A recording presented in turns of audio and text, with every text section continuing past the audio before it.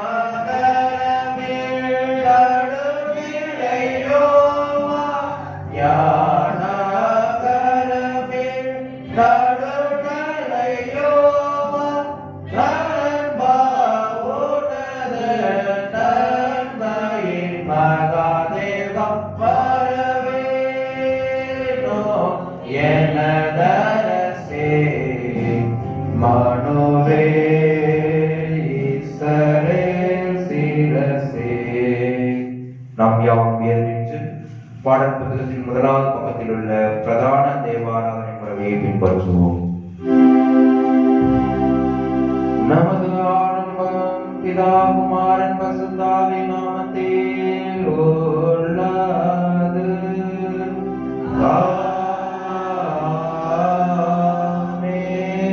கர்த்தருக்குள் பிரியமானவர்களே,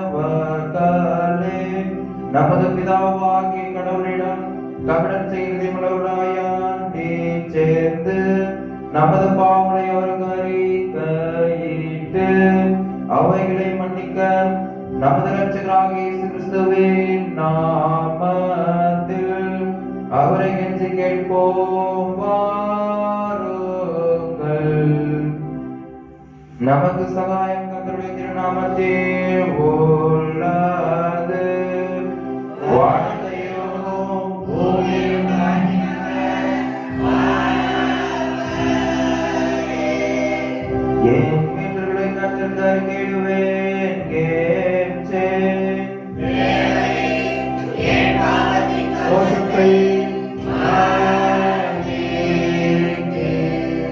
சர்வ வல்லவரான கடவுளே, எங்கள் சிருஷ்டிகரும் மீட்பரும் ஆனவரே, ஏழை பாவிகளாகிய நாங்கள் பாவத்தின்படி பாவமுள்ளவர்களும் தீட்டுள்ளவருமாயிருக்கிறோம். கேட்டோம்.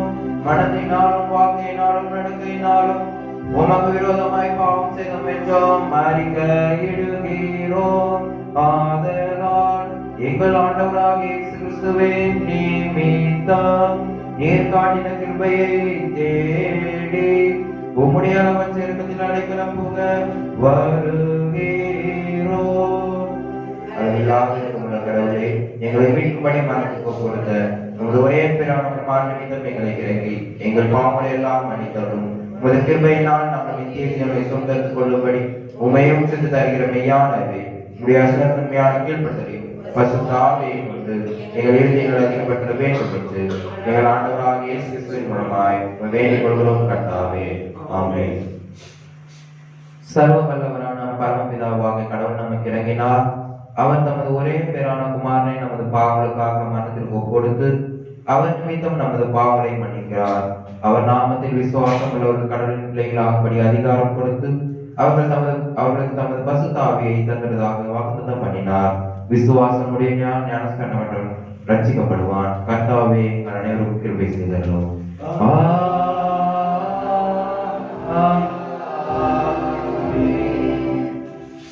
என்ற பாடல் புத்தகத்தில் 71வது பக்கத்தில் உள்ள கிறிஸ்து வருகையின் முதலாம் ஞாயிறுக்குரிய ஆரம்ப வாக்கியத்தை பின்பற்றுவோம். பாடல் புத்தகத்தில் 71.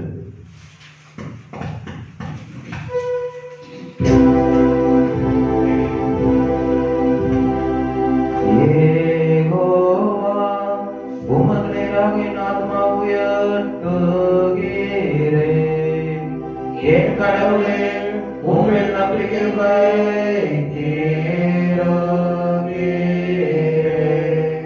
நான் வெட்கப்பட்டு போகாத பணி செய்யும். என் சத்துருக்கள் என் நிமித்தம் மகிழ ஓட்டாதீரோ. உம்மை நோக்கி காத்திருக்கிற எவனும் வெட்கப்பட்டு போகாத பணி செய்யும். யெகோவாவே, உமது வழிகளை எனக்கு காட்டி யாரோலோ, உமது பாதைகளை எனக்கு போதித்தாரோலோ. பிதாவுக்கோ குமாரனுக்கோ பரிசுத்த ஆவிக்கோ மகிமையுண்டாவதாக.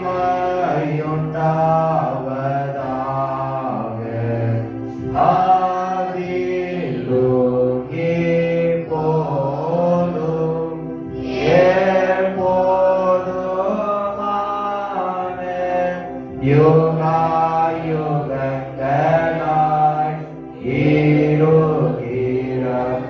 இருக்கிறபடியே. ஆமென். கர்த்தாவே எங்களுக்கு இரங்கும். கிறிஸ்துவே எங்களுக்கு இரங்கும். கர்த்தாவே எங்களுக்கு இரங்கும். உன்னதத்தில் கடவுளுக்கு மகிமை, பூமியில் மனிதர்க்குள் சமாதானம், அவர்கள் மேல் பிரியமாயிருக்கிறார். பரமராஜாவாகிய கர்த்தாவே, சர்வ வல்லமையுள்ள பிதாவாகிய கடவுளே, ஒரே பிதாவும் குமாரனும் ஆகிய இயேசு கிறிஸ்துவே, உன்னதமானவரே, பரிசுத்த ஆவியானவரே, உம்மை துதிக்கிறோம், உம்மை புகழ்கிறோம், உம்மை வணங்குகிறோம், உம்மை மகிமைப்படுத்துகிறோம். உம்முடைய மகா மகிமை நிமித்தம் உமக்கு ஸ்தோத்திரம் செலுத்துகிறோம். கர்த்தாவாகிய கடவுளே, கடவுளின் ஆட்டுக்குட்டியே, பிதாவே சோதரனே, உலகத்தின் பாவனை சுமந்து தீர்க்கிறவரே, எங்கள் ஜெபத்தை ஏற்றருளும். பிதாவின் வலது பாசத்தில் இருக்கிறவரே, எங்களுக்கு இரங்கும். இயேசு கிறிஸ்துவே, உம்முடைய பிதாவே மகிமையிலே பரிசுத்த ஆவியோடு நீர் ஒருவர் பரிசுத்தர், நீர் ஒருவர் ஆண்டவர், நீர் ஒருவர் உன்னதமானவராயிருக்கிறீர். ஆமென். கர்த்தரோடு இருப்பாராக.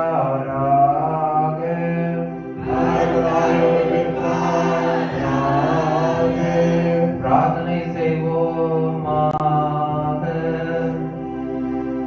கடவுளாகிய ஆண்டவரே, உமது பாதுகாப்பினால் நாங்கள் எங்கள் பாவங்களில் இருந்து தப்பி உமது வல்லமையுள்ள ரட்சிப்பினால் ரட்சிக்கப்படுவதற்கு உமது வல்லமை எழுப்பி தந்தள்ள வேண்டும் என்று பிதாவோடும் பரிசுத்த ஆவியோடும் ஏக கடவுளாய் என்றென்றைக்கும் பிழைத்து ஆண்டு கொண்டிருக்கிற உம்மை வேண்டிக் கொள்ளுகிறோம்.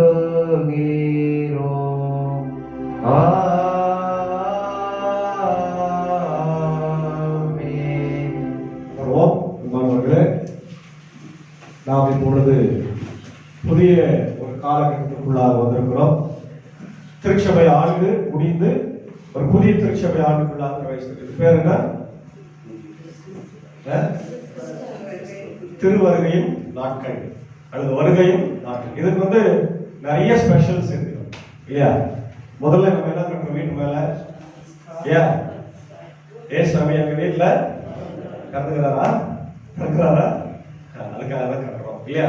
டெக்கரேஷன் பண்றோம், ஒயிட் வாஷ் பண்றோம். இதெல்லாம் எதுக்காகனா ஏசாண்டவரை நம்ம வெளிப்படைத்தன்மையா அதாவது வெளி தோற்றத்துல வரவேற்கும் இல்லையா? இதுக்குதான் நிறைய விஷயங்கள் அன்னைக்கு பாரம்பரியமா நிறைய திருச்சபை தந்தையர்கள், சபையின் மக்கள், லீடர்ஸ், சர்ச் லீடர்ஸ் பண்ணாங்க. அதுல ஒன்றுதான் இப்ப நம்ம சபையில நம்ம என்ன வைக்கிறோம்?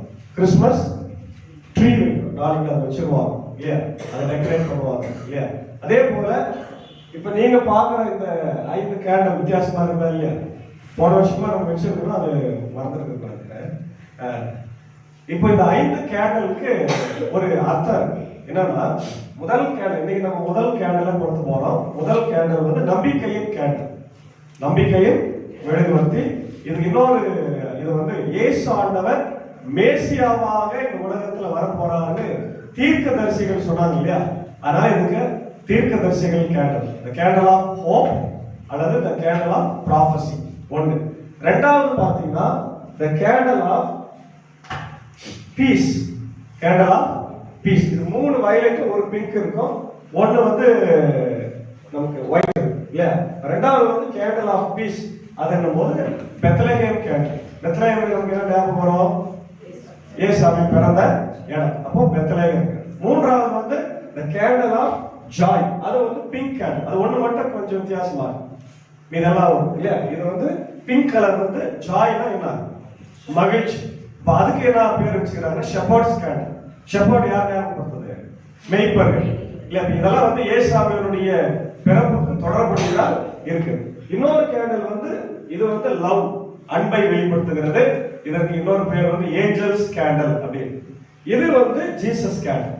இது வந்து கிறிஸ்துமஸ் அன்னைக்கு தான் நம்ம கொளுத்த போறோம். இப்போ ஒவ்வொரு வாரமும் ஒவ்வொரு கேண்டல் கொளுத்திட்டு அதுக்கான அர்த்தத்தை நம்ம சொல்லியாச்சு. திருப்பி வரும்போது நம்ம ஒவ்வொரு வாரமும் அதை நம்ம சொல்லலாம். அப்போ இந்த நாள்ல முதல் கேண்டலாக நம்ம இயேசு ஆண்டவரை நம்முடைய வாழ்க்கையில அவர் பிறக்க வேண்டும் என்ற அர்த்தத்தோடு இந்த நாளில நாம் இந்த கேண்டல் ஆஃப் ஹோப்பை நம்ம கொளுத்துகிறோம். பிதா, குமாரன், பரிசுத்த ஆவி நாமத்தினாலே இயேசு ஆண்டவருடைய திருவருகைக்காக இந்த கேண்டல் ஆஃப் நம்பிக்கை, ஹோப் என்கின்ற கேண்டலை நாங்கள் ஏற்றுவோம். எல்லாரும் கைகளை தட்டி ஆண்டவரை. இப்போ நம்ம முதல் திருமறை பாடம் சங்கீதம் 122 என்னமோ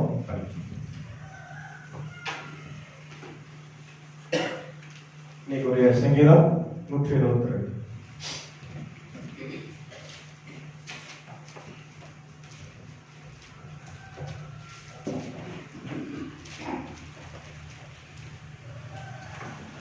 பழைய பண்புகளே சங்கீதம் 122.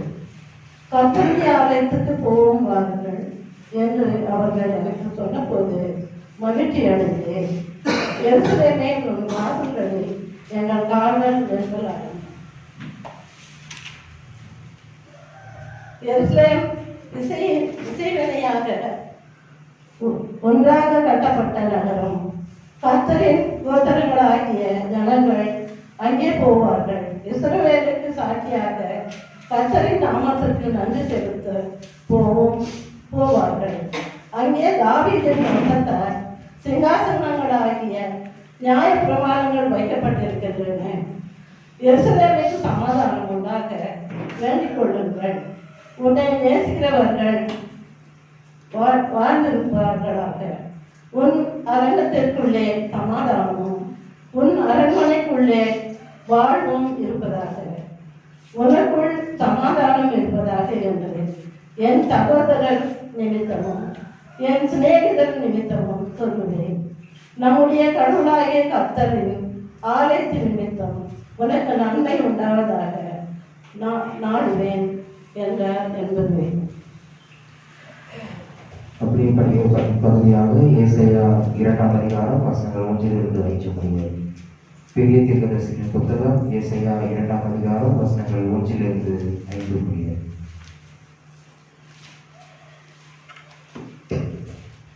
இன்றைக்காக வாசிக்க வேண்டிய பழைய ஏற்பாடு பகுதி அது ஏசாயா தீர்க்க தரிசனம் 2ஆம் அதிகாரம் 1 5 வரை.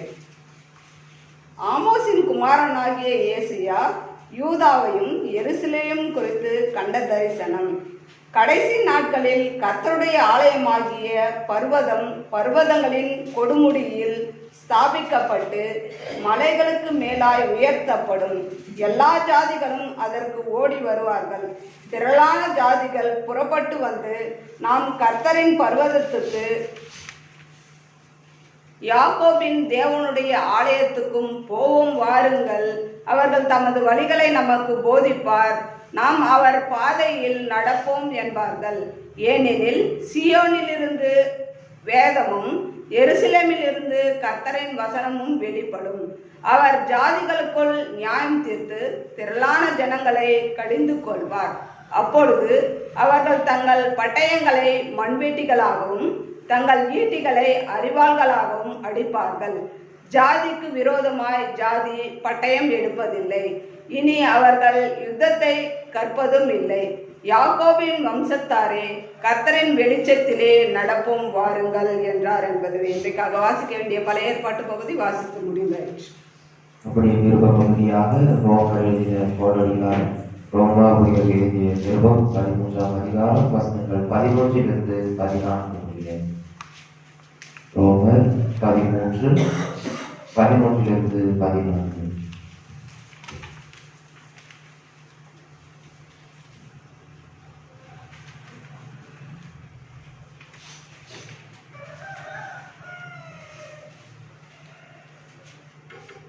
இன்றைக்காக வாசிக்க வேண்டிய நிருப பகுதி ரோமர் 13ஆம் அதிகாரம் 11 முதல் 14 வரை.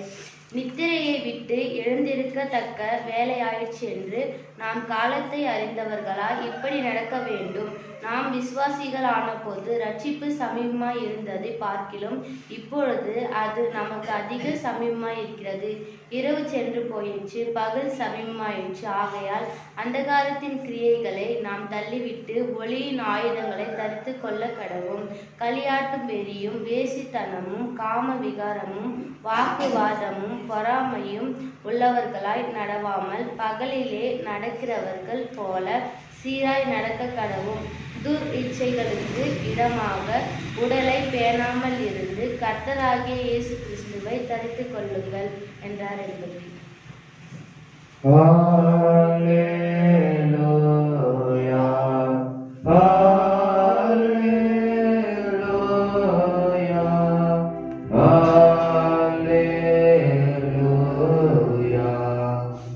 செய்தி பகுதியாக மத்திய எழுதின செய்திகள் 21ஆம் அதிகாரம் வசனங்கள் 1 11 முடிய.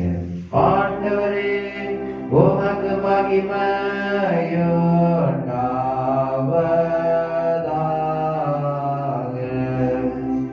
இன்றைக்காக வாசிக்க வேண்டிய சுவிசேஷ பகுதி மத்திய 21ஆம் அதிகாரம் வசனங்கள் 1 முதல் 11 வரை. அவர்கள் எருசலேமுக்கு சமீபமாய் சேர்ந்து ஒலிவமலைக்கு அருகான பெத்பகேக்கு வந்தபோது இயேசுவானவர் சீஷரில் 2 பேரை நோக்கி, உங்களுக்கு எதிரே இருக்கிற கிராமத்துக்கு போங்கள். போன உடனே அங்கே ஒரு கழுதையும் அதனோட ஒரு குட்டியையும் கட்டியிருக்க காண்பீர்கள். அவைகளை அவிழ்த்து என்னிடத்தில் கொண்டு வாருங்கள். ஒருவன் உங்களுக்கு ஏதாகிலும் சொன்னால் இவைகள் ஆண்டவருக்கு வேண்டும் என்று சொல்லுங்கள். உடனே அவைகளை அனுப்பிவிடுவான் என்று சொல்லி அவர்களை அனுப்பினார். இதோ உன் ராஜா சாந்த குணம் உள்ளவராய் கழுதையின் மேலும் கழுதை குட்டியாகிய மரியின் மேலும் ஏறிக்கொண்டு உன்னிடத்தில் வருகிறார் என்று சீயோன் குமாரத்துக்கு சொல்லுங்கள் என்று தீர்க்கதரிசியினால் உரைக்கப்பட்டது நிறைவேறும் என்று இதெல்லாம் நடந்தது. சீஷர்கள் போய் இயேசு தங்களுக்கு கட்டளையிட்டபடியே செய்து கழுதையையும் குட்டியையும் கொண்டு வந்து அவைகள் மேல் தங்கள் வஸ்திரங்களை போட்டு அவரை ஏற்றினார்கள். திரளான ஜனங்கள் தங்கள் வஸ்திரங்களை வழியிலே விரித்தார்கள். வேறு சிலர் மரக்கிளைகளை தரித்து வழியிலே பரப்பினார்கள். முன் நடப்பாரும் பின் நடப்பாரும் ஆகிய திரளான ஜனங்கள், தாவீதின் குமாரனுக்கு ஓசன்னா, கர்த்தரின் நாமத்தினாலே வருகிறவர் ஸ்தோத்திரிக்கப்பட்டவர், உன்னதத்திலே ஓசன்னா என்று சொல்லி ஆர்ப்பரித்தார்கள். அவர் எருசலேமுக்குள் பிரவேசிக்கையில் நகரத்தார் யாவரும் ஆச்சரியப்பட்டு இவர் யார் என்று விசாரித்தார்கள். அதற்கு ஜனங்கள், இவர் கலிலேயில் உள்ள நாசரேத்திலிருந்து வந்த தீர்க்கதரிசியாக இயேசு என்றார்கள். இன்றைக்காக வாசிக்க வேண்டிய சுவிசேஷ பகுதி வாசித்து முடித்தாயிற்று.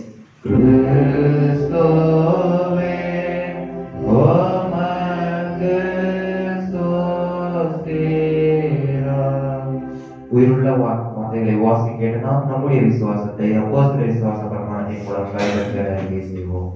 பரலோகத்தையும் உலகத்தையும் படைத்த சர்வ பிதாவாகிய கடவுளை விசுவாசிக்கிறேன்.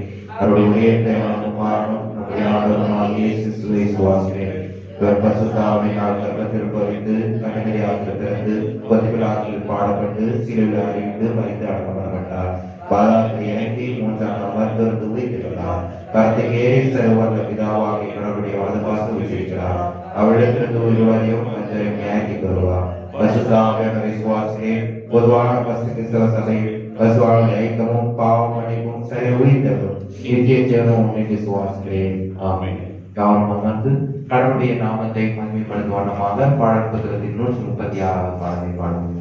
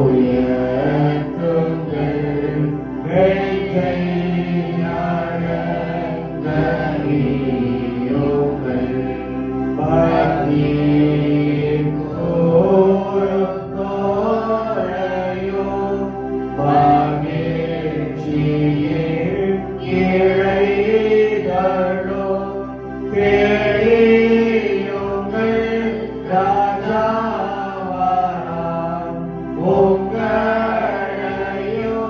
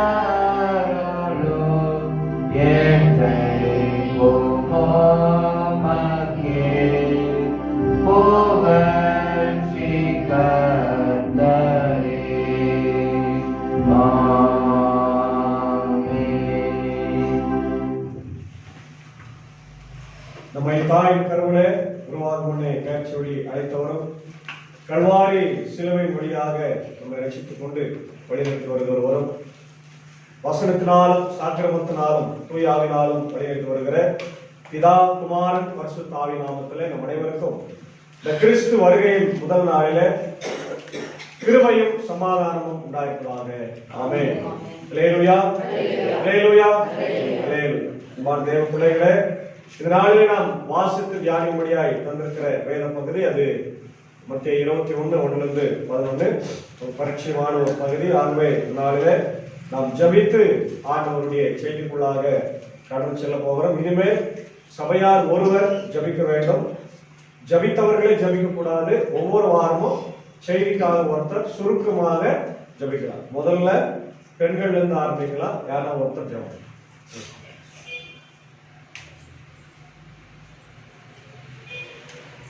ஜெபிப்போம். எங்களை நேசிக்கிற நல்ல கர்த்தாவே, இதோ இந்த காலை பொழுதுக்காக உமக்கு கோடான கொடி நன்றி ராஜா. இதோ இந்த வேத வசனத்தை ஆண்டவரை எங்கள் ஆயர் ஏறெடுக்கும் போது அவரோடு நீர் இருந்து எங்களுக்கு என்ன பேச வேண்டும் என்று நீர் நினைக்கிறீரோ அதை தேவரே நீர் ஆயரோடு இருந்து எங்களுக்கு தெரியப்படுத்த வேண்டுமா உன் பாதம் பணிகிறோம் சாமி. உன் கிருபையினால் ஆரம்பம் முதல் முடிவு மட்டும் ஆண்டவரை எங்கள் சிந்தை சிதறாதபடிக்கு உன் வசனத்திற்கு நாங்கள் கீழ்ப்படிந்து ஆண்டவரை அதை கேட்க அதன்படி நடக்க தேவரீரே கிருபை செய்யுங்க. ஆரம்பம் முதல் முடிவு மட்டும் தேவ பிரசனம் எங்களை நிறைப்பட்டும் சாமி. இயேசுவின் மூலம் ஜெபிக்கிறோம். ஜெபிக்கிற ஜீவனுள்ள நல்ல பிதாவே, ஆமென். அல்லேலூயா, அல்லேலூயா.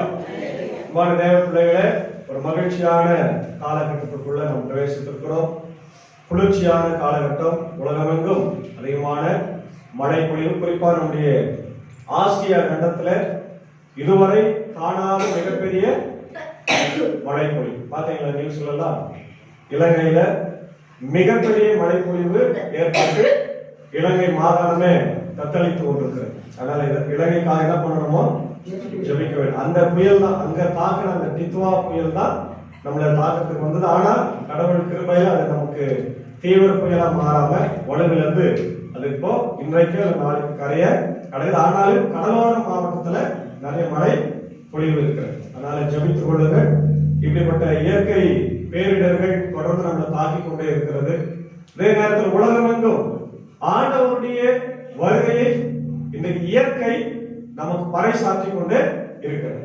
இப்போ அந்த எகிப்துக்கு பக்கத்துல இருக்கிற ஒரு நாட்டுல என்னாச்சு, மிகப்பெரிய எரிமலை வெடித்து இருக்கிறது.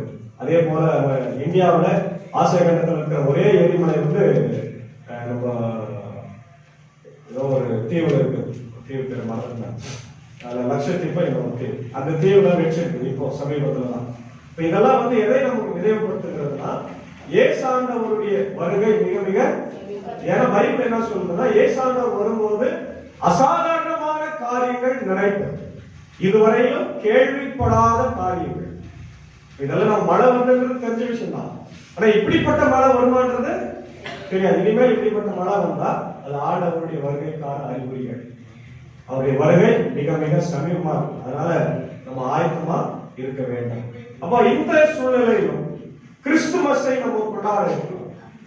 கிறிஸ்துமஸ், இந்த கிறிஸ்துமஸ் ஏற்கனவே முடிந்து விட்டது. 2000 வருஷம் அவர் வந்து கடந்து 2025 ஆண்டுகள் ஆகிவிட்டது. இப்ப இன்றும் நம்ம கிறிஸ்துமஸ் கொண்டாடுறோம். எதற்காக? அவருடைய பிறப்பை நினைவு கூறுவதற்காக. ஆனா அதே நேரத்துல இந்த கிறிஸ்துமஸ் காலங்கள் நமக்கு கொடுக்கப்படுகிற இந்த வேத வாக்கியங்கள் எல்லாம் நீங்க பாத்தீங்கன்னா அவருடைய கிறிஸ்துமஸ் கொண்டாடுறதை விட அவருடைய வருகைக்காக நமக்கு அது கொடுக்கப்பட்டிருக்கு. அதான் இன்னைக்கு வாசி கேட்ட மத்திய 21:1-11 பாத்தீங்கன்னா ஏசாண்டவரை எப்படிப்பட்ட ராஜாவாக அத இன்ட்ரோடியூஸ் பண்றாரு மத்தேயோ. எப்படிப்பட்ட ராஜா? சாந்தமுள்ள ராஜா. இப்போ முதல் வருகையில அவர் சாந்தமுள்ளவராய் வருகிறார். சகரியா 9:9 அதெல்லாம் தீர்க்க தரிசனமா நம்ம படிக்கிறோம். வாசிங்க. சீயோன் குமாரத்தியே மிகவும் களிகூரு, எருசலேம் குமாரத்தியே கம்பீரி, இதோ உன் ராஜா உன்னிடத்துல வருகிறார். அவர் எப்படிப்பட்டவர்? நீதி உள்ளவர். அப்போ சாந்த குணம் உள்ளவரா வராரு. சாந்த குணம் உள்ளவரா வந்தாலும் அவர் எப்படிப்பட்ட ஆண்டவர்? நீதி உள்ளவர். யார் நீதி உள்ள ஆண்டவர் சொல்லும் போது நீங்க சொல்லணும்னு சொல்லிக்கிறேன். யாவே சிக்கேன், யாவே சிக்கேன், என் நீதியை வெளிச்சத்தை போலாக்குவார் இல்லையா, என் நியாயத்தை பட்ட மகன் போலாக்குவார் என்ற பாடல் வந்து இல்லையா. அதனால என் வாழ்க்கையில அவர் நீதி உள்ள அரசராக வரப்போகிறார். எப்போ? இரண்டாவது வருகை. முதல் வருகையில நீதி உள்ளவரை வட்டாரு, அப்ப நம்மள நியாயம் தீர்க்கிறாரு. நியாயம் தீர்க்காம நம்மளை வந்து அவரு அன்பிலே வழிநடத்திட்டு போயிட்டார். இனி வருகிற போது அன்போடு வரமாட்டார், கையில செங்கோல் பிடித்து வருவார் இல்லையா. அவருடைய கையில வாள் இருக்கும். அவர் நம்மளை அழிக்க அல்ல, நியாயம் தீர்க்க வருவார். ஆனால் யார் பயப்பட வேண்டிய அவசியம் இல்லை, ஆண்டவருடைய பிள்ளைகள் நாம் பயப்பட வேண்டிய அவசியம் இல்லை. அதுதான் முக்கியம். அப்போ இந்த சீசனுக்கு பேரு என்ன சொல்றோம் நம்ம? அட்வென்ட். இங்கிலீஷ்ல அட்வென்ட் சீசன் அல்லது திரு வருகையின் நாட்கள், கிறிஸ்து வருகையை நம்ம கொண்டாடுறோம். இது வந்து இந்த லிட்டர்ஜிக்கல் இயர் மாறும். போன வாரத்தோட நம்ம என்ன பண்றோம்? பழைய ஏற்பாடு தான் நம்ம பிரசங்கமா பண்ணிருந்தோம் இல்லையா. இப்ப இந்த வாரத்துல இருந்து நமக்கு சுவிசேஷ பகுதி வரும். அடுத்த கிறிஸ்து அரசன் ஞாயிறு நவம்பர் வரைக்கும் நமக்கு என்ன வருது? கிறிஸ்து அரசன். அப்போ இதுக்கு முன்னாடி நம்ம இந்த 4 வாரத்துல நம்ம இயேசுனுடைய வருகையை பார்க்கிறோம். அதை ரெப்ரசென்ட் பண்றதுக்கு தான் இந்த வெளிவர்த்தியில நம்ம வச்சு தேவருக்கு நான் சொன்னது என்ன வச்சுக்கிறோம்? நம்பிக்கை, சமாதானம், மகிழ்ச்சி, ஜாய், லவ், அப்புறம் கிறிஸ்துமஸ் கேண்டல், கிறிஸ்து கேண்டல். கிறிஸ்துவனுடைய பிறப்பு அன்னைக்கு தான் ஒயிட் கேண்டல் வந்து அன்னைக்கு மட்டும் தான் கொடுத்தோம்.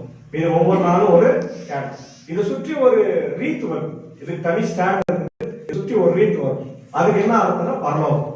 ஒவ்வொன்றுக்கும் ஒரு அர்த்தம் இருக்கு இல்லையா. ஸ்டார் நம்ம எது கட்டுறோம்? ஏசாமி வீட்டுல கண்ணுகளாக கட்டுறோம், டெக்கரேஷன்ஸ் பண்றோம், ஒயிட் வாஷ் பண்றோம், கிறிஸ்துமஸ் ட்ரீ வைக்கிறோம் இல்லையா, குடியில் வைக்கிறோம். குடியில் வைக்கிறீங்க அந்த வாட்டி வாடி குடிங்க, போன வாட்டி கூட வைக்கல இல்ல, இந்த வாட்டி குடியில் வைங்க. அது உங்க பொறுப்பு. யூத் பொறுப்பு எல்லாம் பொறுப்பு. ஆமா, என்ன நம்ம சும்மாவே இருக்கிறோம், அதனால பெரிய வேலை வச்சுட்டீங்களா நினைக்காதீங்க. இன்னைக்கே போய் பாடிமணியில போய் இல்ல ஆம்பூர்ல போய் இல்ல வேலூர்ல போயிட்டோம் என்ன பண்ணுங்க, குடியில் வந்து நீங்க வச்சு ஆகணும். ஏன்னா வடகரெல்லாம் நமக்கு கஷ்டம். வடகரை நீங்க தான் வைக்கணும், வேற யாரும் வைக்கிறதுக்கு. ஆனா மேல் சேலமத்துல நம்ம தான் வைக்கணும். ஒருவேளை முடிஞ்சா 2 இடத்துல நம்ம வைக்கிறதுக்கு முயற்சி பண்ணுவோம். ஏன்னா அதனால வந்து இப்பதான் சுவிசேஷம் மெதுவா பரவும். அந்த மாதிரி இடங்கள்ல நம்ம அந்த மாதிரி காரியங்கள் செய்யும் போது அவங்களுக்கு இன்னும் மக்கள் அதை ஈர்க்கப்பட்டு எங்க வருவாங்க? ஆலயத்துக்கு வருவாங்க. இதெல்லாம் வந்து எதுக்காக வைக்கிறதுனா வெறும் வெளிப்புறமா அவரை கொண்டாடுவதற்காக மட்டும் அல்ல, பண்டிகை கொண்டாடுறதுக்காக அல்ல, இயேசுடைய வருகையை நினைவு கூறுவதற்காக. பெத்லகேமிலே மாட்டுத் தொழுவத்துல பிறந்தார் என்கின்ற அந்த ஞாபகத்தை நம்ம நினைத்து பார்ப்பதற்காக தான் குடியில் வைக்கும். அதுல ஏசாமி குழந்தையாக அவர் பிறந்தாரு அப்படின்னு அந்த குடியில ஆடு மாடு கழுதை இல்லையா மனுஷங்க எல்லாம் மேய்ப்பர்கள் எல்லாம் வந்து போற மாதிரி எல்லாம் நம்ம வைக்கிறத பார்க்கணும். அப்போ இந்த நாட்கள்ல நம்ம முக்கியமா என்ன நம்ம பார்க்க போற முக்கியமான செய்தி ஒரே செய்தி. என்ன செய்தி? வருகை. அவருடைய 2ஆம் வருகையை நம்ம பார்க்கிறோம். அது எப்படி நம்ம கொண்டாடணும்னா துக்கத்தோடு அல்ல. கிறிஸ்தவர்கள் எப்படி கொண்டாடணுமா? சந்தோஷத்தோட மகிழ்ச்சியோட கொண்டாடும். நீங்க நியூஸ் எல்லாம் பார்க்குற பழக்கம் உண்டா உங்களுக்கு? இருக்குதா இல்லையா? பாத்தீங்களா? என்ன நியூஸ் பாக்குறீங்க? நியூஸ்ல போய் என்ன ஆகிருக்கு எல்லாரும் பாத்துட்டாங்க. சரி, அதுல வந்து சில சர்ச்சஸ் பத்தி எல்லாம் ஒரு கிறிஸ்தவ செய்திகள் அதுல கொஞ்சம் ஆர்வமா பார்க்கணும். நம்முடைய திருத்தந்தை, அதாவது நம்முடைய தாய் சபையினுடைய தந்தை போப் லியோ அவர்கள் என்ன பண்ணாரு? இப்போ நேற்று முன்னதோ துருக்கி என்ற நாட்டுக்கு வந்திருக்கிறார் சுற்றுப்பயணம், முதல் சுற்றுப்பயணம். என்னத்துக்குன்னா நம்ம விசுவாச பிரமாணம் சொல்றோம் இல்லையா, நிசேய விசுவாச பிரமாணம். அந்த நிசேய விசுவாச பிரமாணம் எழுதி 1700 ஆண்டுகள் ஆயிடுச்சு. எத்தனை வருஷம் ஆச்சு? 1700 ஆண்டுகள் நிறை. அது அங்கதான் எழுதுனாங்க, துருக்கியில தான் எழுதி வாசா. யாரு வாசித்தது? யாரு? நிசேயா கவுன்சில் அப்படிங்கிற அந்த இடத்துல 325 ஏடி, கிறிஸ்து பிறந்த பிறகு 325 ஏடில அந்த எல்லாரும் ஒன்று கூடி ஏரியஸ் அப்படிங்கிற ஒரு பாஸ்டர், கிறிஸ்டியன் பாஸ்டர் தான் அவர் என்ன பண்ணாரு? ரொம்ப அதிகமா பக்தி வந்துட்டு அவருக்கு ஏசாமி வந்து கடவுள் இல்ல, அவரு கடவுளால உலகத்துல பிறந்தவர், அவர் ஒரு மனுஷனா, அவர் பவர் இல்ல. யாருக்குதான் பவர்? கடவுள் தான் அவர் அப்படி இப்படின்னு தப்பான போதனைகளை சொல்லும் போது எல்லா பாஸ்டர்ஸும் அப்ப வந்து 2 சர்ச்சா பிரிய. இப்பதான் நமக்கு 2 பகுதியா இருக்கு, வெஸ்டர்ன் சர்ச், ஈஸ்டர்ன் சர்ச் இல்லையா? 13ஆம் நூற்றாண்டுல தான் அது பிரிஞ்சு உடஞ்சி எல்லாம் வெளியே வந்துட்டாங்க. அப்போ வந்து அது ஒன்னா தான் இருந்துச்சு. அப்ப எல்லா பாதிரியார்களும் எல்லா தலைவர்களும் மத தலைவர்களும் அதாவது கிறிஸ்தவ தலைவர்கள் ஒன்னா சேர்ந்து ஃபார்முலேட் பண்றாங்க. அது ஒரு மகிழ்ச்சியான செய்தி. இன்னைக்கு ஃபாதர் போய் அன்னைக்கு அந்த மக்களோட, ஏன்னா வெஸ்டர்னும் ஈஸ்டர்னும் சேராது எப்பவுமே, அவங்க டாக்டரின்ல வித்தியாசமா இருக்கும். நம்மள கத்தோலிக் சபை சேர்ப்பாங்களா, நம்ம அவங்கள சேர்த்தா கூட அவங்க நம்மள சேர்க்க மாட்டாங்க. ஏன்னா அவங்க நம்ம அவ்வளோ விரோதமா பார்க்கணும். ஆனா இன்னைக்கு அந்த திருத்தந்தை வந்து அந்த சர்ச்சைகளுக்கு எல்லாம் போய் விசிட் பண்ணி அவங்கள ஒருமைப்பாட்டோடு பார்க்கிறாங்க. அப்ப இது ஒரு முக்கியமான நிகழ்வாக இயேசு ஆண்டவருடைய இந்த திருவருகை நாட்களில நாம பார்க்கிறோம். அது மட்டும் இல்ல, இந்த நாட்களில நாம் இயேசு ஆண்டவருக்காக மகிழ்ச்சியோடு காத்திருக்க வேண்டும். எதிர்நோக்கோடு காத்திருத்தல். எதுக்காக? கிறிஸ்துமஸ்க்காக இல்ல, அவருடைய 2ஆம் வருகைக்காக. இந்த நாட்கள்ல நம்ம ஆண்டவரை நோக்கி, இந்த திருச்சபை வந்து ஆண்டவரை நோக்கி ஜெபிக்கணுமா, பாட வேண்டுமா, மகிழ்ச்சியா இருக்கும். அதுதான் நம்ம கேரல் ட்ரம்ஸ் எல்லாம் போறோம். எதுக்காக போறோம் கேரல் ட்ரம்ஸ்? நிறைய காணிக்கை வந்தாங்க, அதனால அதுல வச்சு நம்ம ஐயர்களை கிஃப்ட் கொடுத்துடலாம், கிறிஸ்துமஸ் எல்லாம் கொண்டாடலாம், அதான் நினைச்சிருக்கீங்க. அப்படி இல்லை. கிறிஸ்துமஸ் கேரல்ஸ் எதுக்காக போறது? எல்லாரும் நிறைய இன்னைக்கு 100க்கு 100 எல்லாரும் துக்கத்துல தான் இருக்கிறாங்க. வீட்டுல எல்லாம் மகிழ்ச்சியா இருக்கிறீங்களா? யாரும் சொல்ல முடியும் நான் மகிழ்ச்சியா இருக்குன்னு சொல்ல முடியாது. ஒரு செகண்ட் மகிழ்ச்சியா இருக்குன்னு சொல்ல, அதுக்கப்புறம் உடனே நமக்கு சோதனை, துக்கம் வரும். அப்ப அந்த சோதனையில, துன்பத்துல இருக்கிறவங்களை போய் நம்ம என்ன பண்ணணும்? சந்தித்து பாட்டு பாடி ஜெபம் பண்ணி அவங்களை உற்சாகப்படுத்துறோம் இல்லையா? நம்ம தெருவில் பாடிட்டு போகும்போது நிறைய வீடுகளுக்கு கூப்பிடுவாங்க. கிறிஸ்தவ வீடா இருக்காது, அது ஒரு இந்து ஒரு வீடா இருக்கும், முஸ்லீம் வீடா இருக்கும். அது கடவுளை பற்றியே அக்கறை இல்லாத, அவங்க ஒரு இறை நம்பிக்கை இல்லாதவங்களா இருப்பாங்க. ஆனா நம்ம போகும்போது நம்மளை கூப்பிட்டு அவங்க டீ கொடுப்பாங்க, காஃபி கொடுப்பாங்க, அல்லது காடி கொடுப்பாங்க, எங்களுக்காக ஜெபம் பண்ணுன்னு சொல்லுவாங்க. நான் மிட்டாளத்துல துத்திப்பட்டில பாஸ்டேட்ல சிஆராமா இருக்கேன். அப்போ ஆர்டிஃபிஷியல் முன்னாடி வேலை செய்யும்போது மிட்டாளத்துல ஒரு நாயுடு ரெகுலரா ஒவ்வொரு கிறிஸ்துமஸ் டைமும் அந்த பஜனை அவங்க வீட்டுக்கு போகும்போது எங்களுக்கு சாப்பாடு கொடுப்பாங்க. அப்போ அவர் சொன்னார், இது வந்து எங்களுக்கு ஒரு பெரிய மகிழ்ச்சியை தருது. ஏசாமி எங்க வீட்டுல பிறந்த மாதிரி. அவங்க வீட்டுல போனோம்னா அழகா குடியில கிறிஸ்துமஸ் ட்ரீல கிறிஸ்டின் கிடையாது, ஆனா அவர் டெக்கரேஷன் பண்ணி வச்சிருப்பாங்க. அப்ப கேட்போம், இது எவ்வளவு நாள் வச்சிருப்பீங்கன்னா, அந்த கிறிஸ்துமஸ் முடிவு வரைக்கும் வச்சிருப்பாங்க, அப்புறமா தான் எடுத்து போகணும் அப்படிங்களா. அப்ப இதெல்லாம் நம்ம பார்க்கும்போது என்னன்னா, ஏசாண்டவர் வந்து ஏதோ ஒரு சமூகத்துக்கு மாத்திரம் அல்லது கிறிஸ்தவர்களுக்கு மாத்திரம் கடவுளை என்று சொல்லுகின்ற மிகப்பெரிய முட்டாள்தனமான காரியத்தை நம்ம முதல்ல என்ன பண்ணணும்? நம்ம உள்ளத்துல இருந்து நம்முடைய மூளையிலிருந்து எடுத்து போட்டுருவோம். நம்ம என்ன நினைச்சுக்கணும்? ஏசாமி என்ன நினைக்கிறோம்? எனக்கு மட்டும்தான் சொந்தம். இல்லவே அவர் யார்? அவரு உலக ரட்சகர். அதனால இதெல்லாம் நம்ம செய்யணும், ஆர்வமா செய்யணும் இல்லையா? அதுதான் இந்த நாட்கள்ல நம்ம எதிர்பார்க்கணும். வெளிப்படுத்துற விசேஷம் 22:20. இவைகளை சாட்சியாக அறிவிக்கிறவர் மெய்யாகவே நான் சீக்கிரமாய் வருகிறேன் என்கிறார். மெய்யாகவே சீக்கிரமாய் வருகிறேன். அப்ப சீக்கிரமா வரார். ஒருவேளை கேட்கலாம், அப்படிதான் சொன்னாரு. எத்தனை வருஷம் ஆயிடுச்சு? 2000 வருஷம் ஆயிடுச்சு. ஆனா பேதுருல சொன்னாரு, பேதுரு சொன்னாரு, ஆண்டவருக்கு 1000 வருஷம் ஒரு நாள். அதனால அவரு எப்பனாலும் வருவார். நம்ம அவருக்கு டைம் எல்லாம் கிடையவே கிடையாது. நம்ம காத்திருக்கணும். எப்படி காத்திருக்கணும்? நம்ம இயல்பு வாழ்க்கையை வாழ்ந்து அவருக்காக நம்ம வாழ வேண்டும். அது வெளிப்படுத்துற விஷயம் 22:12 வசனம். இதோ சீக்கிரமாய் வருகிறேன், அவனவனுடைய கிரியையின்படி அவனவனுக்கு தான் அளிக்கும் பலன் அவனோட கூட வருகிறது, என்னோட கூட வருகிறது. ஆண்டவருடைய பிள்ளையாக நம்ம வாழ்ந்தாலே போதும். நீங்க செய்யறதுக்கான கூலி ஆண்டவருடைய வருகையில உங்களுக்கு கிடைக்கும். அப்ப என்ன? ஒவ்வொரு வேலைக்கும் ஒரு கூலி உண்டு இல்லையா? நீங்க செய்யற வேலைக்கு கூலி. தப்பு செஞ்சா தப்பு தான், கெட்டது செஞ்சா கெட்டதான், நல்லது செஞ்சா நல்லது. வினை விதைப்பான் வினையப்பான், வினை விதைப்பான் வினையப்பான். நம்ம ஆண்டவருடைய வருகைக்காக அவரோடு. இதுல நம்ம முக்கியமா 5 பாயிண்ட் நம்ம பார்க்கணும். ஒண்ணு, இயேசு ஆண்டவர் கிறிஸ்துமஸ் வழியாக நமக்கு வந்துட்டாரு. 2வது, அவருடைய இரண்டாம் வருகைக்கு நாம் ஆயத்தப்படுறோம். மூணாவது, அவர் இந்த திருச்சபை வழியாக, சாக்கிரமத்தின் வழியாக, வார்த்தையின் வழியாக நமக்கு வந்து கொண்டே இருக்கிறாரு. நாலாவது, கடைசியா வரப்போறாரு. இந்த உலகம் முடியும் போது வரப்போறாரு இல்லையா? அதுக்கு பேர் என்னன்னா பரோஷியா. பரோஷியா அப்படின்னா கிறிஸ்து வருகிறார் என்றார். மார்க் 13:37. நான் உங்களுக்கு சொல்லுகிறதை எல்லாருக்கும் சொல்லுகிறேன், விழித்திருங்கள் என்றார். விழித்திருங்கள். இந்த முக்கியமான செய்தி என்னன்னா, இந்த நாட்களுக்குரிய செய்தி என்னது? விழித்திருங்க. விழித்திருந்து ஆவலாய் இயேசுவுக்காய் காத்திருங்க. அப்போ என்ன சொல்றாருன்னா, ஏசாமி வரப்போறாரு, அதற்காக ஆயத்தமா இருங்க. ஏசாமி திடீர்னு வருவாரு, கடவுளுடைய நாள் நமக்கு இருக்கும், அது எப்பன்னு தெரியாது. அதனால அதுக்கு பி ப்ரிப்பேர்டர். அதான் சொல்றாரு, the unknown timing. unknown timingனா எப்ப வருவாங்க யாருக்கும் அவருக்கே தெரியாது, இயேசுக்கே தெரியாது, குமாரனுக்கே தெரியாது. யாருக்கு மட்டும்தான் தெரியாது? பிதாவாகிய கடவுளுக்கு மட்டும்தான். only the father knows.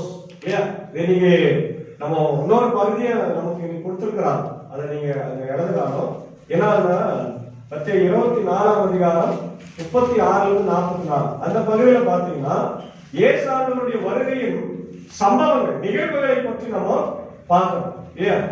24ஆம் அதிகாரம் எடுங்க, 36ஆம் வசனம் எடுங்க. பிதா ஒருவர் தவிர மற்றொருவரும் அறியார். யாரும் அறிய மாட்டார். யார் அறிவாரு? பிதாவை தவிர ஒருவரும் அறிய மாட்டார். அப்ப என்னென்ன நடக்கும்? 37-39. நோவாவின் காலத்தில் எப்படி நடந்ததோ அப்படியே மனுஷகுமாரன் வரும் காலத்திலும் நடக்கும். எப்படி எனில் ஜலப்பிரவாகத்திலும் முன்னான காலத்திலே நோவா பேழைக்குள் பிரவேசிக்கும் நாள் வரைக்கும் ஜனங்கள் புசித்தும் குடித்தும் பெண் கொடுத்தும் ஜலப்பிரவாகம் வந்து அனைவரையும் வாரிக்கொண்டு போகும் மட்டும் உணராதிருந்தார்கள். அதனால கவனிங்க, இயல்பான வாழ்க்கை வாழ்றாங்க, அதுல ஒண்ணும் தப்பு இல்லை. ஆனால் அவங்க வாழ்ந்த வாழ்க்கையில என்ன இல்ல? உண்மை இல்லை, பரிசுத்தம் இல்லை, நீதி இல்லை, நேர்மை இல்லை, நியாயம் இல்லை. கல்யாணம் பண்ணிக்கிறதுல தப்பு இல்லை, குழந்தை பெற்றுக்கிறதுல தப்பு இல்லை, குடும்ப வாழ்க்கை வாழ்றதுல தப்பு இல்லை, ஏசாமி வர வரைக்கும் வேலைக்கு போய் சம்பாதித்து சாப்பிடுறது தப்பு இல்லை, தூங்குறது தப்பு இல்லை, அதெல்லாம் தப்பு இல்லை. ஆனா உன் வாழ்க்கையில என்ன இருக்கணும்? பரிசுத்தம் இருக்கணும். உன் வாழ்க்கையில உண்மை இருக்கணும், நியாயம் இருக்கணும், எல்லாரையும் நீ நேசிக்கணும். இல்லைன்னு சொன்னா அந்த வாழ்க்கையில அர்த்தமே மற்றவங்கள மாதிரி நம்ம பெண் கொடுத்தும் பெண் எடுத்தும் வாழ்றது ஒரு பிரயோஜனமும் இல்ல. நோவா காலத்துல என்ன பண்ணாங்க? ஆண்டவர் இதெல்லாம் தப்புன்னு சொல்ல வரல, அவங்க உணராம இருந்தாங்க. என்னது? அழிவு வந்து நோவா சொல்லிக்கிறார். எத்தனை வருஷம் பிரசங்கம் பண்ணாரு? 100 வருஷம் பிரசங்கம் பண்ணாரு. 100 வருஷத்துல ஒருத்தனா மறந்துருந்தானா? அப்ப நோவா எங்களுக்கெல்லாம் பெரிய பார்வை என்னன்னா, நீங்க எவ்வளவு சம்பளம் கொடுக்குறீங்க, எவ்வளவு கிஃப்ட் கொடுக்குறீங்கன்றது இல்ல. என்ன பாரம்? யாரா ஒருத்தர் பணம் திரும்பி ஆண்டவர்கிட்ட வருவாங்களா? ஒருத்தராவது இந்த வருஷம் ஞானஸ்நானம் எடுப்பாங்களான்றதா ஐயர்களுக்கெல்லாம் ஊழியர்களுக்கெல்லாம் பெரிய பாரமா இருக்கும். ஏன் அப்போ எங்களுக்கே அவ்வளவு பாரம் இருக்குதுன்னா, நம்மளை உருவாக்கி ஒரு தந்தையை போல கெட்டகுமாரன் வருவானா என்று தெருவில் நின்று எட்டி எட்டி பாக்குற நம்ம பிதாவுக்கு எவ்வளவு பாரம் யோசிச்சு பாருங்க.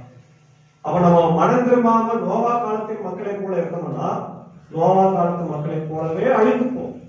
அதுல எந்த மாற்று கருத்துமே இல்லை. ஏன்னா இந்த உலகம் எதுக்கு வைக்கப்பட்டது? நல்லா புரிஞ்சுங்க, இந்த உலகம் அழிவுக்காக மட்டும்தான் வைக்கப்பட்டிருக்கிறது. முன்னாடி நீர்ல அழிந்தது, இப்ப எதுல அழிக்கப்படுவது? நெருப்பு, தீக்கு இரையாக்குவோம். நேற்று நான் காலை டிவோஷன்ல தான் பேசுறேன், 2 பேர்ல வருது. தீக்கு எப்படி இரையாகுமா? வெந்து உருகி போகும். இந்த பூமி பந்து என்ன ஆயிடும்? நெருப்புல பிளாஸ்டிக் பைய வச்சுட்டு நம்ம போறோம் இல்லையா, அது எப்படி உருகுது அந்த மாதிரி இந்த பூமி வெந்து உருகி, அதனுடைய முன் அடையாளங்கள் தான் இன்னைக்கு நெருப்பு குழம்பு வந்துடு. நல்லா கவனிங்க, இதெல்லாம் அடையாளம். ஒரே மூட்டை எல்லாம் நம்மளை சுத்தி எவ்வளவு கோடிக்கணக்கான மழை இருக்கு, எல்லா மழையும் ஒரே டைம்ல வெடிச்சா யோசிச்சு பாருங்க. எல்லா மழையும் ஒரே டைம்ல வெடிச்சு அது நெருப்பு குழம்பு வந்துச்சுன்னா என்ன ஆகும்? பஸ்பமாயிடும். நம்ம இருக்கிற எலும்பு கூட கிடைக்காது, எலும்பு கூட சாம்பலாய். கடவுளுடைய கோபம் அவ்வளவு உக்கரமானது. ஆனாலே அவர் காத்துக்கிறார், பொறுமையா ரட்சிப்பான். மக்கள் வருவாங்க, திருப்பி வருவாங்க, எனக்கு எடுக்க வருவாங்க, என்கிட்ட வருவாங்கன்னு காத்துனே இருக்கிறார். ஆனா நம்ம என்ன பண்றோம்? அதை அசட்டை பண்ணிக்கிட்டு அவதூறா நம்ம ஆண்டவருக்கு விரோதமா பேசுறோம். அப்போ பெண் கொண்டு பெண் எடுக்கிறதெல்லாம் தப்பு இல்லை, ஆனா கடவுளுக்கு விரோதமா வாழ்றது. அதுக்கடுத்து வாசிங்க 38. எப்படி எனில் ஜலப்பிரளயத்துக்கு முன்னான காலத்திலே நோவா பேழைக்குள் பிரவேசிக்கும் நாள் வரைக்கும் ஜனங்கள் புசித்தும் குடித்தும் பெண் கொண்டும் பெண் கொடுத்தும் ஜலப்பிரளயம் வந்து அனைவரையும் வாரிக்கொண்டு போக மட்டும் உணராத இருந்தார்கள். அந்த வார்த்தை முக்கியம். என்ன வார்த்தாங்களா? உணராமல் இருந்தாங்க. உணராம திருமணம் செய்யறது, பிள்ளைகளுக்கு வேலைக்கு போற வாழ்றது எல்லாம் முக்கியம் இல்ல, உணராமல் வாழ்ற மாதிரிங்களா? அதுதான் அடுத்த வசனம். அப்பொழுது மனுஷகுமாரன் வருங்காலத்தில் நடக்கும். அப்பொழுது 2 பேர் வயலில் இருப்பார்கள், ஒருவன் ஏற்றுக்கொள்ளப்படுவான், ஒருவன் கைவிடப்படுவான். இதுதான் ரொம்ப முக்கியம்.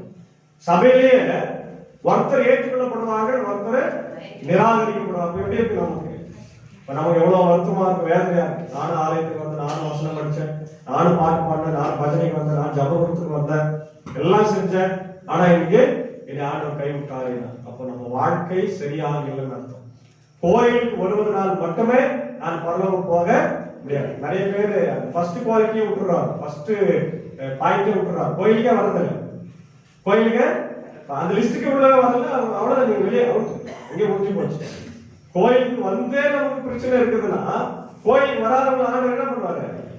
அங்கே ரிஜெக்ட் பண்ணிட்டு போயிட்டே இருப்பாரு. அவ்வளவு உங்களுக்கு எல்லாம் வாய்ப்பே கிடையாது உள்ள வர. கோயிலுக்கு வராதவங்களுக்கு பரலோகத்துக்கு வரதுக்கு என்ன இல்லை, வாய்ப்பே கிடையாது. நம்ம உள்ள உட்காந்துக்கிறோம், வசனத்தை கேட்கிறோம், ஊழியம் செய்யறோம், நமக்கே நியாய தீர்ப்பு இருக்குதுன்னா வெளியே இருக்கிறவங்களுக்கு 100% சொல்றதுனால அவங்களுக்கு வாய்ப்பே பரலோகத்துக்கான வாய்ப்பு. அதெல்லாம் யோசித்து கொள்ளுங்க. அதனால நம்ம ஏன் ஐயருக்கு ஊழியர்கள் கோயிலுக்கு வரதை பற்றி பேசவே இருக்கிறாங்கன்னா அதான் அர்த்தம். ஆண்டவருடைய வருகையில நம்ம எடுத்துக்கொள்ளப்பட வேண்டும். ஒருத்தர் எடுத்துக்கொள்ளப்படுவாங்க, ஒருத்தர் கைவிடப்படுவார்கள் இல்லையா? நம்ம பார்க்கிறோம். 1 பேதுரு 5ஆம் அதிகாரம் 8, 9. தெரிந்த புத்தி உள்ளவர்களாய் இருங்கள், விழித்திருங்கள், ஏனெனில் உங்கள் எதிராளி ஆகிய பிசாசவன் கர்ஜிக்கிற சிங்கம் போல், கர்ஜிக்கிற சிங்கத்தை போல நம்ம வீட்டில் வாசப்படி ஏற்பட்டது. இங்கேதான் இருக்கான் பிசாசு. நீங்க நினைக்கிற மாதிரி இங்க தூரத்துல இருக்கிற நினைக்காது. எங்க இருந்தாங்க? ஏசாமி இருந்தாங்க. ஏசாமி கூட இருந்தாரா இல்லையா? பிசாசு இருக்கிற இடம் எல்லா இடத்துலயும் இருப்பான். யோபு புத்தகத்துல பாத்தீங்கன்னா எங்க போய் வரான்? பரலோகத்துக்கு போய் வரான். உலகத்தை சுத்திட்டு எங்க போறான்? அப்ப பிசாசு ஆண்டவர் கிட்ட வருவானா வரமாட்டானா? கிட்ட வருவான். தொடர்றதுக்கு அதிகாரம் இல்ல, பக்கத்துல தான் இருக்கிறான். நம்மளை வீழ்ச்சியடை செய்வான். எச்சரிக்காரு இல்ல. 2 பேதுரு 3:14. ஆகையால் பிரியமானவர்களே, இவைகள் வர காத்திருக்கிற நீங்கள் கரையற்றவர்களும் பிழை இல்லாதவர்களுமாய். முக்கியமான வார்த்தை தான். கரையற்றவர்களும் பிழை இல்லாதவர்களாக இருக்க வேண்டும். சமாதானத்தோட அவர் சன்னதியில் காணும்படி சமாதானமா அவர் சன்னதியில be ready, be ready, keep watch, விழித்திருங்கள், keep watch, விழித்திருங்கள், be ready, be prepared. எப்பவுமே நம்ம ஆயத்தமா. அதே போல தீத்து 2ஆம் அதிகாரம் 13ஆம் வசனம். நாம் நம்பியிருக்கிற ஆனந்த பாக்கியத்துக்கும் மகாதேவனும் நமது ரட்சகருமாகிய இயேசு கிறிஸ்துவின் மகிமையின் பிரசன்னமாகுதலுக்கும் எதிர்பார்த்து கொண்டிருக்கும்படி நமக்கு போதிக்கிறது. எதிர்பார்க்கணும். எப்படி இருக்கணுமா? இந்த காலத்துல இன்னொரு பேர் இருக்கு, waiting with anticipation. Waiting with anticipation அப்படின்னா எதிர்பார்ப்போடு ஆவலோடு ஆண்டவருடைய வருகைக்காக காத்திருக்கு. இந்த பஜனை வருவாங்கன்னு சொல்லிட்டாக்கா, நீங்க நம்ம வீட்டுக்கு வரேன்னு சொல்றீங்கன்னு வச்சுக்கோங்க, ஐயரம்மா அம்மா எல்லாம் என்ன பண்ணுவாங்க? சாப்பாடெல்லாம் செஞ்சு வச்சுட்டு பார்த்துட்டே இருப்பாங்க. எது வரைக்கும் பார்ப்பாங்க? வந்து போற வரைக்கும் போய் பாடுற போய் சொன்னேன். நான் சொல்றேன், இருமா இப்பதான் அதெல்லாம் சுத்திட்டு வருவாங்க. அவங்க இல்லம்மா 10 மணி ஆச்சு வந்துட்டு பாருங்க. ஆனா அவங்க டைம் சொன்ன டைமுக்கு பத்திரிகையில 7 மணிக்கு வரும்னு போட்டோம். 7 மணிக்கு வரும். நம்ம 7 மணிக்கு தான் எல்லாம் வேலை விட்டே வருவோம். அதுக்கு மேல நம்ம ஆரம்பிச்சு எல்லாம் வீட்டுக்கு. அது மாதிரி ஏசாமியுடைய வருகை நம்ம எப்படி பார்க்கணுமா? எட்டி பார்த்து அண்ணாந்து பார்த்து கண் கொடுத்து போகணுமா இல்லையா? ஆண்டவருடைய வருகையை அந்த ஆவலோடு நம்ம எதிர்நோக்க வேண்டும். 2 பேதுரு 3:10. கர்த்தருடைய நாள் இரவிலே திருடன் வருகிற விதமாய் வரும். அப்பொழுது வானங்கள் மடமடை என்று அகன்று போம், பூதங்கள் வெந்து உருகி போம், பூமியின் அதில் உள்ள கிரியைகளும் எரிந்து அழிவு. அழிவு வந்து எப்படி வரும்னா நெருப்பு நாள் மட்டும்தான். இதெல்லாம் மழை வெயில் எல்லாம் வருது, அது 2வது. அது சும்மா ஆனா மெயின் அழிவு எப்படி வரும்? அதே மாதிரி திருடன் வரும்போது, சார் வணக்கம் சார், 10 மணிக்கு வரேன் சார், ரெடியா இருக்கு சார் சொல்லிட்டு வருவான். கரெக்டா 2 மணில இருந்து எப்போ வருவான்னு தூங்குற நேரத்துல வரும். திருடன் வரான்னு அப்படி தெரிஞ்சா கூட நம்ம முடிச்சுட்டே இருப்போம். முடிச்சுக்கும் போது வருவானா நம்ம எப்ப கண்ணாசரமா போகிறோம் இல்லையா? அது மாதிரிதான் ஏசாமி திருடன் வருவதை போல திடீர் எதிர்பார்க்காதனால நம்ம நினைக்கும் இருக்குலதான்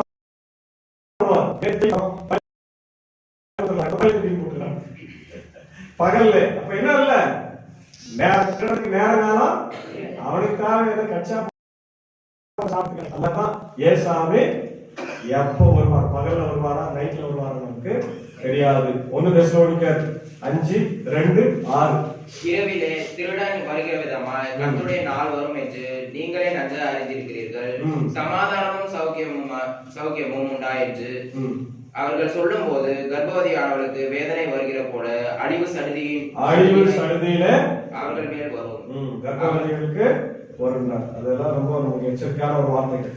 6ஆம் வசனம், ஆகையால் மற்றவர்கள் தூங்குறது போல நாம் தூங்காமல் விழித்துக் கொண்டு தெளிவுள்ளவர்களாய் இருக்க வேண்டும். விழித்துக் கொண்டு, இந்த 4 வாரம் நமக்கு இந்த வார்த்தை வந்து தெளிவு, விழித்து இருப்பது, காத்திருப்பது, இதெல்லாம். இன்னைக்கு வாசிக்கிற சங்கீதம் 122 பாத்தீங்கன்னா எருசலேம் ஆலயத்தை பற்றி சொல்லு. எருசலேம் ஆலயத்துக்கு போகும்போது நமக்கு என்ன கிடைக்கும்? சமாதானம், மகிழ்ச்சி, சந்தோஷம். அவருடைய வார்த்தையை கேட்கும் போது நமக்கு ரட்சிப்பின் அனுபவம் நமக்கு கிடைக்குது. அதுதான் ஏசாயா 2:1-5 கூட பாக்குறோம்.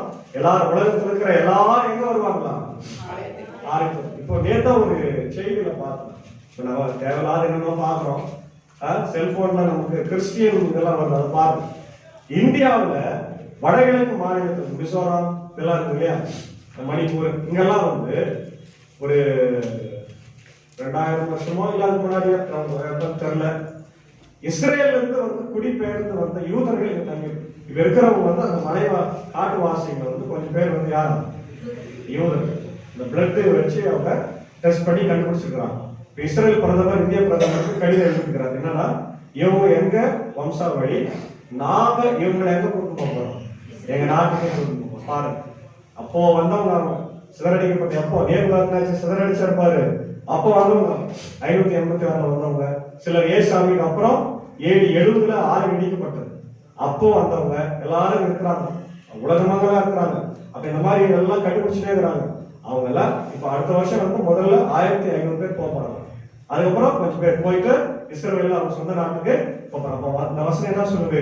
என் மக்களை நான் கிழக்குல இருந்து மேற்குல இருந்து என்ன பண்ண போறேன், கொண்டு போறேன். அந்த வசனம் நிறைவேறு. நம்ம அதை படிக்கும்போது அர்த்தம் புரியல, இப்ப அந்த செய்தி பார்த்த உடனே எனக்கு அது புரியும் இல்லையா? அப்ப ஆண்டவர் எல்லா மக்களையும், அவருடைய மக்களை எங்கெல்லாம் போய் இருக்கிறாங்க கலந்துக்கிறாங்களோ அவளெல்லாம் கூட்டிட்டு போய் அவங்க இஸ்ரவேல்ல சேர்க்க போறாரு. பெரிய ஆலயமாக உருவெடுக்க போகிறார். அல்லேலூயா. ஆண்டவரை நோக்கி எல்லாரும் ஓடி வர போறாங்க இல்லையா? ரோமர்ல பட்சம் காலங்களை அறிந்து செயல்படுங்கள். காலங்களை நமக்கு கணிக்க தெரியாது.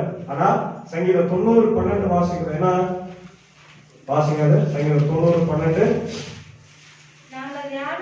ஞான இருதயம் உள்ளவர்கள் ஆகும்படி எங்கள் நாட்களை இன்னும் அறிவை நேரத்தையும் காலத்தையும் சரியாக நாம் கணித்து வாழ வேண்டும். டைம் டேபிள் போட்டு நம்ம வாழணும். ஆண்டவருடைய வருகைக்காக உலக வாழ்க்கைக்காக டைம் டேபிள் போடுறோம்.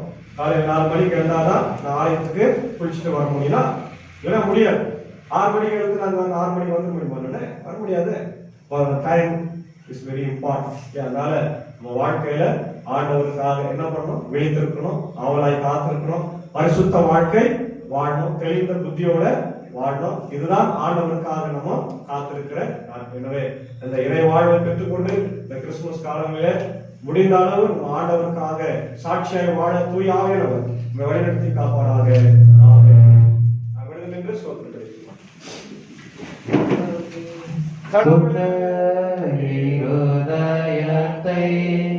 என்னிலே சீரோ சீயோ தேவரமான ஆவியை உள்ளத்திலே பொதுவையோ உமது சமூகத்தில் நின்று என்னை தள்ளி விடாதீரோ.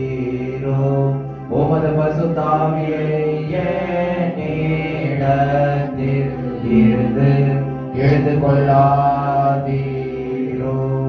உமது இரட்சணிய சந்தோஷத்தை திரும்பவும் எனக்கு தாரும். உற்சாகமான ஆவியை என் உள்ளத்திலே புதுப்பியும். கர்த்தரை நோக்கி நாம் ஜெபிப்போம். சர்வ வல்லமையும் மிகுந்த இரக்கமும் கிருபை நிறைந்த நல்ல ஆண்டவரே, உம்முடைய திருவருகையின் நாட்களுக்காக ஆண்டவரே என்று சொல்வோம். இந்த முதல் வாரம் நம்பிக்கையின் வாரம், நன்னம்பிக்கை. உம்மை ஆவலோடு நம்பிக்கையோடு நாங்கள் எதிர்பார்க்கிறோம். எங்கள் வாழ்க்கையில நீர் ஏற்கனவே பிறந்து எங்களை ரட்சித்து புது வாழ்வை தந்திருக்கிறேன். இனி வரப்போகிறேன் அந்த நாளில்